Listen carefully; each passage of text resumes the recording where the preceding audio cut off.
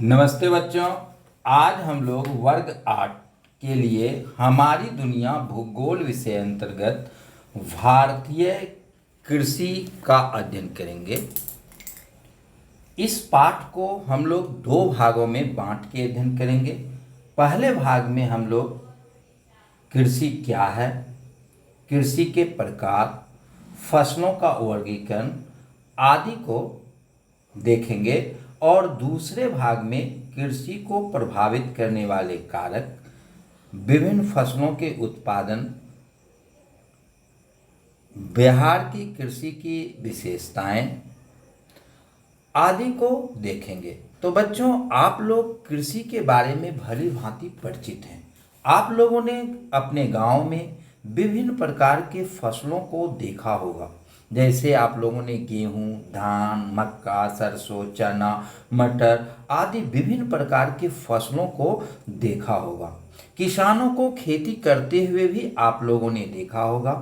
यानी कि खेती की जो जो प्रक्रिया है, जैसे पहले खेतों को जोता जाता है, उसके बाद फसलों को बोया जाता है, उसके बाद फसलों की निकौनी करते हैं, तैयार फसल को काटते हैं। तो इन सारी प्रक्रियाओं को आपने देखा होगा। हमारा देश जो है सो गांव का देश है और गांव में सामान्यतः प्राथमिक कार्य किया जाता है। प्राथमिक कार्य से क्या तात्पर्य है, पहले हम लोग इस चीज को जानते हैं। प्राथमिक कार्य किसको कहते हैं? तो प्राथमिक कार्य में कृषि, पशुपालन, मत्स्य पालन, वानिकी आदि का प्रभुत्व होता है। यानी कि इन चीजों का कार्य बड़े पैमाने पर किया जाता है। यानी कि प्राथमिक कार्य में कृषि कार्यों की प्रधानता होती है। और भारत गांव का देश है और गांव में ज़्यादातर लोग कृषि कार्य में ही संलग्न होते हैं। भारत के लोगों की जीविका का मुख्य आधार यानी कि लगभग 60% लोग जो है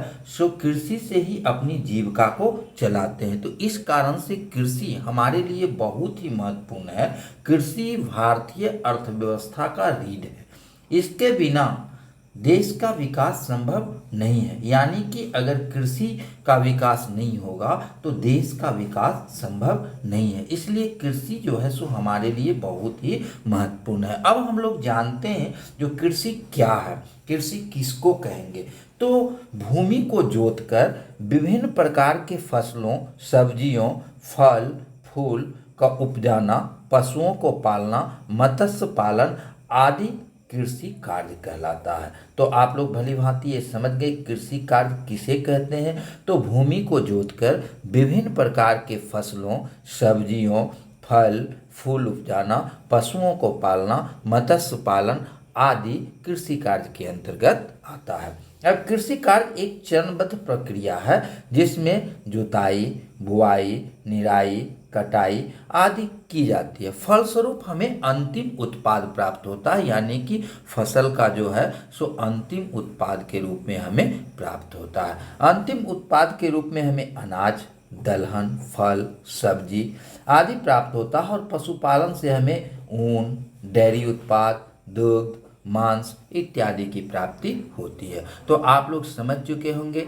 जो कृषि क्या है और कृषि से हमें क्या क्या प्राप्ति होती है। अब कृषि की विधियां यानी कि विभिन्न भौगोलिक क्षेत्रों में हमारा देश जो है सो बहुत ही बड़ा क्षेत्र है, विशाल क्षेत्र है और यहाँ भौगोलिक दशाएं जो है सो अलग अलग है। और उन भौगोलिक दशाओं के कारण जो है सो यहाँ पर कृषि की अनेक विधियां हैं और अनेक विधियों यहाँ संपन्न होती है। तो हम लोग देखते हैं कृषि की कौन कौन सी विधियां जो है सो भारत में प्रचलित है। उसमें सबसे पहला है स्थानांतरित कृषि। स्थानांतरित कृषि, इसी को झूम कृषि भी कहते हैं। तो सबसे पहले हम लोग समझते हैं कि झूम कृषि कहते किसे हैं। तो इस प्रकार की कृषि जो होती है वह परंपरागत प्रकार की होती है। इसमें जंगलों को साफ किया जाता है। इसको इस फिगर से आप लोग समझे। ये मान लीजिए कि भूमि का टुकड़ा है, इसको हम ऐसे बांट देते हैं। ये भाग, सभी भाग में जंगल है, ठीक है। तो इस जंगल को पहले जो है सो यहाँ पर जंगलों को काट दिया गया। जंगलों को काट के यानी कि काट दिया गया या उसको जला दिया गया और जलाने के पश्चात जो है सो यहाँ पर खेती का कार्य किया गया। यहाँ पर क्या किया गया? खेती का कार्य किया गया।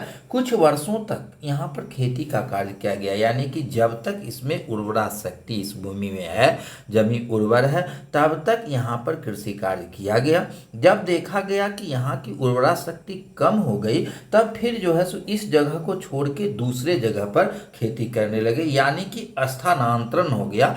यहाँ पर जो है सो पुनः जंगल को काट के यहाँ पर खेती किया जाने लगा।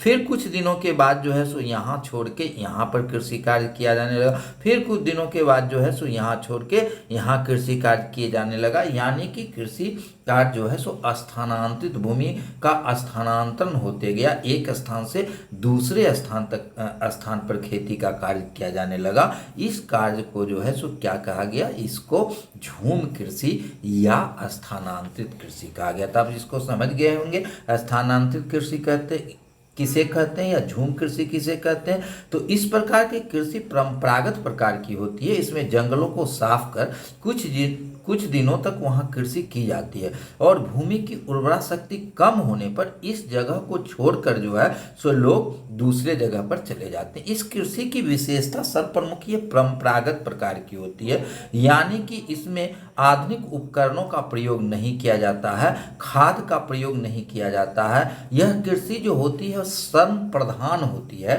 उपज जो है सो नगण्य होता है, उपज बहुत ही कम होता है, उत्पादन कम होता है। तो ये इस कृषि की प्रमुख विशेषता है। दूसरा है झूम कृषि के विभिन्न नाम हैं, यानी कि अलग अलग क्षेत्रों में इसको अलग अलग नामों से पुकारा जाता है। अगर विश्व में हमें देखें तो वेनेजुएला में इसको कोनको कहते हैं, मलेशिया में लदांग कहते हैं, मेक्सिको में मिल्पा कहते हैं, ब्राज़ील में रोका कहते हैं। अगर हम अपने देश भारत में देखें तो असम, पूर्वोत्तर भारत में इसे झूम कृषि कहा जाता है। क्या कहा जाता है? झूम कृषि। आंध्र प्रदेश में पोडू कहा जाता है, उड़ीसा में पामा डावे कहा जाता है, केरल में कुमारी, राजस्थान में वालरे, हिमालय क्षेत्र में जो है सो खिल कहा जाता है, और झारखंड में कुरूल कहा जाता है। तो ये झूम कृषि के विभिन्न नाम हैं। इसको आप लोग लिख लेंगे और इसको याद कर लेंगे। अब हम लोग आगे देखते हैं। दूसरा प्रकार है गहन कृषि। तो गहन कृषि किसको कहेंगे? गहन कृषि जहां पर जनसंख्या अत्यधिक पाई जाती है, यानी कि जनसंख्या घनत्व ज्यादा होता है, उन क्षेत्रों में कम जमीन पर अधिकतम उत्पादन का प्रयास किया जाता है। यानी कि सघन खेती या गहन कृषि उन क्षेत्रों में की जाती है जहां जनसंख्या का दबाव ज़्यादा होता है और ज़मीन कम होती है। तो कम ज़मीन पर जो है सो अधिकतम उत्पादन का प्रयास किया जाता है। इसके लिए श्रम, उपकरण, खाद आदि का अधिकतम प्रयोग किया जाता है, यानी कि वैज्ञानिक ढंग से कृषि की जाती है। इसमें एक वर्ष में एक ही खेत में अनेक फसलें उगाई जाती है। इस प्रकार की कृषि को क्या कहते हैं? गहन कृषि कहते हैं। अब है अगला आपका प्रकार वाणिज्यिक कृषि। तो कृषि की ऐसी प्रणाली जिसमें आधुनिक उपकरण, बड़ी पूंजी के बल पर बृहद पैमाने पर उत्पादन किया जाता है और इसको बाजार में बेचने के लिए उत्पादन किया जाता है। इस प्रकार की कृषि वाणिज्यिक कृषि कहते हैं। जैसे मखाना, तंबाकू, केला आदि का उत्पादन किया जाता है। यह वाणिज्यिक उद्देश्य से किया जाता है, यानी कि इसका मुख्य उद्देश्य किसानों का जो होता है वह बेचना होता है। तो ये आपको कृषि के मुख्य प्रकार हो गए। अब हम लोग ऋतुओं के अनुसार फसलों का वर्गीकरण करेंगे। तो ऋतुओं के आधार पर फसलों को मुख्यतः हम लोग 3 भागों में बांटते हैं। पहला है आपका रबी फसल। रबी फसल ये फसलें अक्टूबर नवंबर में बोई जाती है, यानी कि जाड़ा प्रारंभ होने के समय बोई जाती है और मार्च अप्रैल में काट ली जाती है।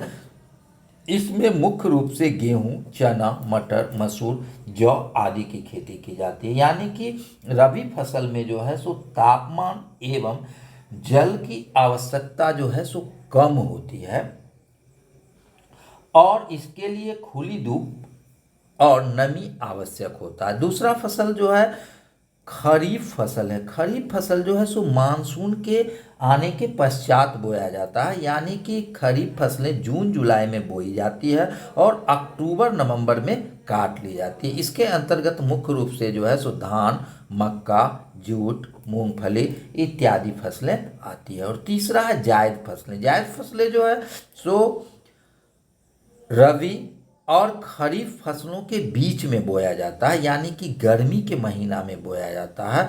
गर्मी के महीने में इसका उत्पादन होता है। जैसे आप लोग देखते होइएगा विभिन्न प्रकार की सब्जियां, उसके बाद तरबूज, खीरा, ककड़ी, ये सब का उत्पादन जो है सो जायद फसलों के अंतर्गत आता है। अब हम लोग देखते हैं उपयोगिता के आधार पर, वो वर्गीकरण था ऋतुओं के अनुसार। अब जो है सो हम लोग उपयोगिता के आधार पर भी फसलों का वर्गीकरण करते हैं। और उपयोगिता के आधार पर फसलों को मुख्य रूप से 5 वर्गों में विभाजित करते हैं।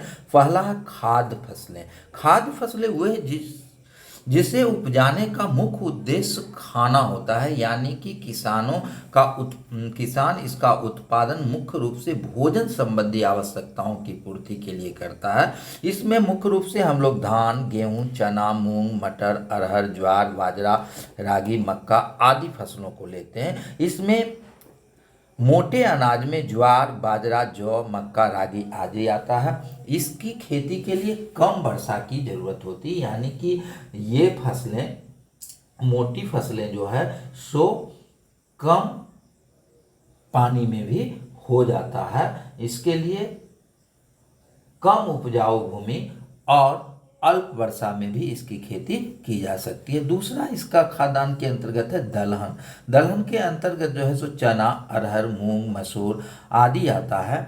यह हमारे प्रोटीन का, यानी कि जो लोग मांसाहारी नहीं होते हैं, जो लोग शाकाहारी होते हैं, तो शाकाहारी लोगों के लिए जो है सो प्रोटीन का जो है सो दलहन महत्वपूर्ण स्रोत होता है। और हमारे बिहार में दलहन का उत्पादन टाल क्षेत्रों में सर्वाधिक होता है। टाल क्षेत्र आपका, जो लोग पटना जिला से होंगे या पटना के आसपास के होंगे वो जानते होंगे, पटना में फतुहा से लेके बाढ़, मोकामा, लखीसराय तक का क्षेत्र जो है सो टाल क्षेत्र कहलाता है। और इस क्षेत्रों में जो है सो दलहन का उत्पादन बड़े पैमाने पर होता है। खाद्य फसलों के अंतर्गत तेलहन फसल भी आती है।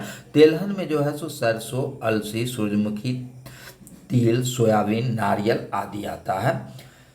इसमें जो है सोयाबीन का उत्पादन मुख्य रूप से जो है सो मध्य प्रदेश में सर्वाधिक किया जाता है। मध्य प्रदेश के अलावे आपका महाराष्ट्र में भी और गुजरात में भी इसका उत्पादन होता है। उसके बाद नारियल से भी तेल की प्राप्ति होती है। और नारियल की खेती मुख्य रूप से जो है सो दक्षिण भारत में, यानी कि केरल में सर्वाधिक रूप से इसकी खेती की जाती है। तो ये हमारे खाद्य फसलें हैं। अब हम लोग देखते हैं रेशेदार फसलें। तो रेशेदार फसलें जिसमें रेशा होता है, यानी कि रेशा की प्राप्ति होती है, उस फसल को रेशेदार फसल कहते हैं। इस फसल के अंतर्गत जो है सो मुख्य रूप से आपका कपास और जूट आता है। कपास का उत्पादन के लिए जो है सो जो भौगोलिक दशाएं होती है, यानी कि किन क्षेत्रों में कपास का उत्पादन होता है, उसके लिए कुछ भौगोलिक दशा है, यानी कि ये सुविधाएं होगी तब वहाँ पर जो है सो कपास का उत्पादन होगा। तो कपास के लिए जो है सो काली मिट्टी आवश्यक है। वर्षा जो है सो 50 से 100 सेंटीमीटर के बीच होना चाहिए। पाला रहित दिन होना चाहिए, यानी कि लगभग 210 दिन जब इसका उत्पादन किया जाता है उस दौरान जो है सो पाला रहित दिन होना चाहिए। खुली धूप होनी चाहिए। इन क्षेत्रों में जो है सो कपास की खेती की जाती है जहाँ पर ये भौगोलिक दशाएं उपलब्ध है। इसमें मुख्य रूप से गुजरात, महाराष्ट्र, मध्य प्रदेश, तमिलनाडु और राजस्थान के क्षेत्रों में कपास की खेती की जाती है। और कपास जो है सो सूती वस्त्र उद्योग के लिए महत्वपूर्ण कच्चा माल का स्रोत है। अब दूसरा है जूट। जूट के लिए जो है सो सर्वाधिक उन क्षेत्रों में किया जाता है जहां पर 25 डिग्री से 35 डिग्री सेंटीग्रेड तापमान होता है। मिट्टी जो है सो जलोढ़ होती है। वर्षा इसमें ज़्यादा चाहिए, यानी कि 100 से 200 सेंटीमीटर की वर्षा जहां पर होती है उन क्षेत्रों में इसकी खेती की जाती है। मुख्यतः यह पश्चिम बंगाल, बिहार, असम, उड़ीसा में खेती की जाती है। और अगर विश्व में देखें तो सर्वाधिक बांग्लादेश में इसकी खेती की जाती है। बिहार में, हमारे बिहार में जो है सो किशनगंज, अररिया, पूर्णिया, दरभंगा और सहरसा के क्षेत्रों में भी इसकी खेती की जाती है। अब जूट का आप लोग देखे हुएगा, जूट से अनेक प्रकार की वस्तुएं बनाई जाती है, जिसमें से जो है जूट का आप लोगों ने बोरा, जूट का झोला आदि आप लोगों ने देखा होगा। और इसके बाद है पेय फसलें। पेय फसलें उसको कहते हैं जो हमारे पीने के काम आता है, जैसे चाय, कहवा, कोको आदि जो है सो हमारा क्या है, पेय फसलें हैं। अब चाय के उत्पादन के लिए जो है सो मिट्टी जीवाश्म युक्त होनी चाहिए और ढालुआ होनी चाहिए, यानी कि ज़्यादातर इसकी खेती पहाड़ी ढलानों पर की जाती है, जहाँ पर जो है सो इसके जड़ों में पानी का जमाव नहीं होता है। तापमान जो है सो 25 से 30 डिग्री सेंटीग्रेड तक होना चाहिए। वर्षा 150 सेंटीमीटर होनी चाहिए और इसके लिए जलवायु उष्ण होनी चाहिए। इसकी खेती मुख्य रूप से असम, पश्चिम बंगाल, मेघालय, त्रिपुरा, तमिलनाडु, केरल, हिमाचल प्रदेश आदि क्षेत्रों में की जाती है। बिहार में भी इसकी खेती होती है, बहुत ही कम मात्रा में। यह मुख्यतः किशनगंज और पूर्णिया जिले में इसकी खेती की जाती है। वैसा ही पेय फसलों में कहवा का नाम आता है। कहवा मुख्य रूप से दक्षिण भारत में इसकी खेती की जाती है और यह मुख्यतः कर्नाटक, तमिलनाडु और केरल के क्षेत्रों में इसकी की जाती है। अब अगला है बागानी फसलें। बागानी फसलें वह होती है जिसका बड़े बड़े बागान लगाए जाते हैं। इसमें मुख्य रूप से फल, फूल, सब्जी की खेती की जाती है और इसकी बिक्री जो है फूल का, जैसे शादी ब्याह, पर्व त्योहार आदि में देखते होगा। औषधीय पौधों की भी खेती इसमें की जाती है और सब्जियों की खेती की जाती है। और इसका चूंकि जो उत्पादन होता है वह ट्रकों के माध्यम से एक जगह से दूसरे जगह पहुंचाया जाता है, जिसके कारण इसको जो है ट्रक फार्मिंग भी कहा जाता है। अब उसके बाद है व्यापारिक फसलें। इसका व्यापारिक फसलों का मुख्य रूप से उत्पादन व्यापार के उद्देश्य से किया जाता है और यह जो है सो विभिन्न उद्योगों के लिए जो है सो कच्चा माल का भी काम करता है।